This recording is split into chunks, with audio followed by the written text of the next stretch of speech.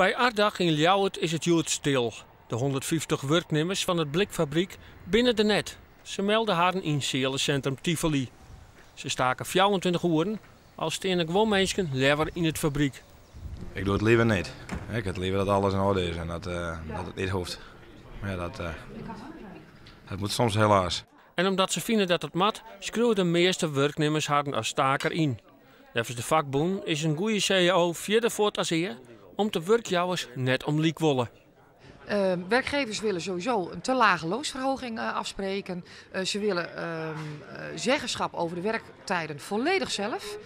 Dus werknemers hoeven daar eigenlijk helemaal geen rol in te spelen. Zij bepalen.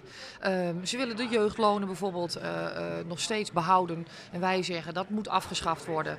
Een soort werknemers werken al heel lang bij het blikfabriek. Sibere Ietsma Bigeliks, al 33 jaar. Vooral dat de werkjouwer baas wezen wil oer zijn leven, was het hem net. Ik heb bijvoorbeeld op een zaterdag opdramen komen aanzen en dan zeggen ze, nee, ik het iets best even vrij. En wij willen uiteindelijk zelf bepalen van wat ons weekend is en wanneer we werken. Wij horen wel rekening met de baas natuurlijk. Het is logisch, maar wij willen ook een gedeelte van ons leven waar we zelf de beschikking over hebben op onze eigen tijden. De vakbond had een loonsverhoging eerst van 3%. Ze vinden dat reëel omdat de economische crisis voorbij is. Dat extra geld is voor gewoon werknemers hard nodig. Ja, ook groene bijen hebben, dan moet er nou wat gebeuren. Dan moet dit komen, dat moet er komen, leren.